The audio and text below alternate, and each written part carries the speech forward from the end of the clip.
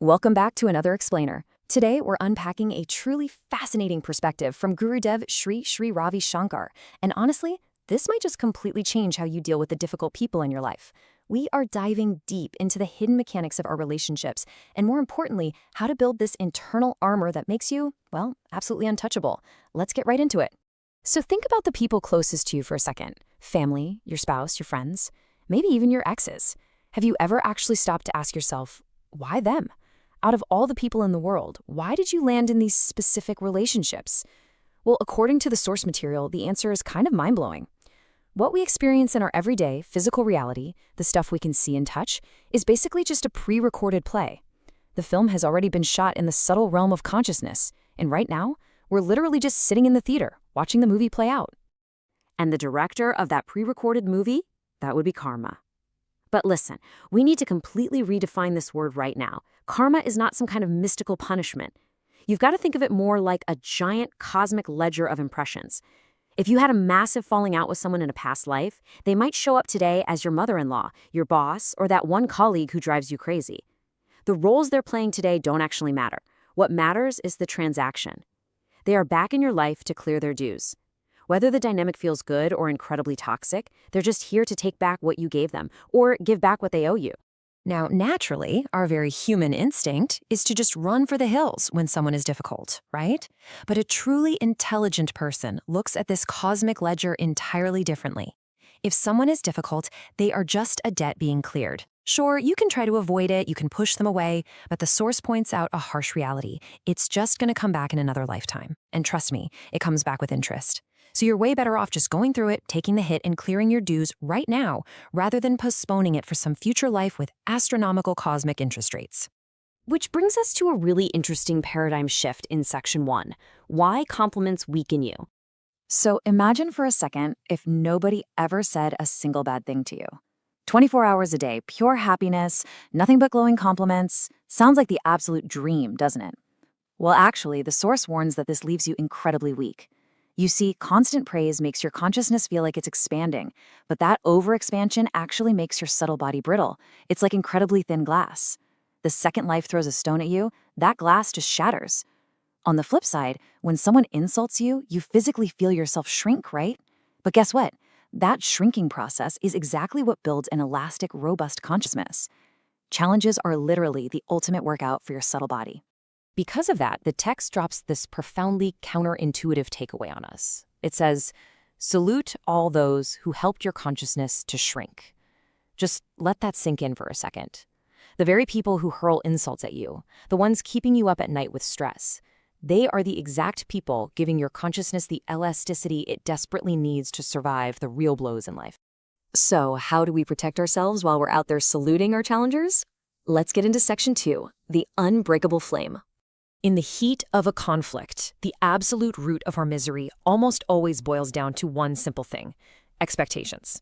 We walk around all day thinking, I need my husband to act like this, or I expect my wife, my dad, my best friend to behave in this exact way. But here's the stark, undeniable reality presented in the text. They all behaved exactly the way they had to behave. The whole shebang is pre-recorded, remember? The literal second you drop those heavy chains of expectation out of your mind, you feel this immense, unbelievable sense of freedom. Because the profound truth here is your spirit simply cannot be hurt. Imagine a candle burning brightly in front of you. Can you take a pair of scissors and try to cut that flame? Of course not. It's impossible. No matter how aggressively you snip at it, the flame remains entirely whole.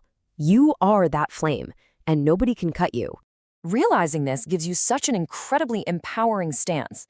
Have you ever stood your ground and mentally projected this to someone actively trying to bring you down? Come on, hurt me as much as you want to. You'll just be failing.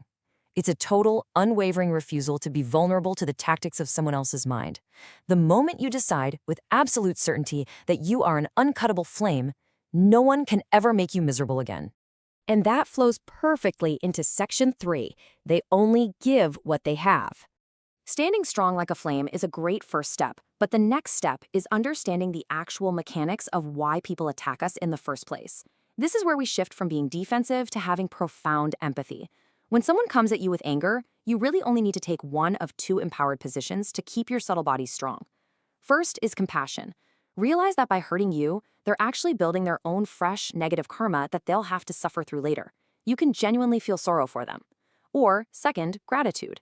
If they are simply giving back what was owed from a past life, mentally just say, hey, thank you for clearing our debts. Taking either of these positions keeps you perfectly centered. To really cement this kind of empathy, there's this brilliant analogy from the source material. Think about where you go shopping. If you walk into a tailor, they give you clothes. A shoe mart only gives you shoes. A grocery shop, groceries. You would never walk into a shoe store, slam your fists on the counter, and just scream at them because they don't have fresh tomatoes, right? Well, in that exact same way, people can only give you what they actually have inside them. A hurting person can only give you hurt.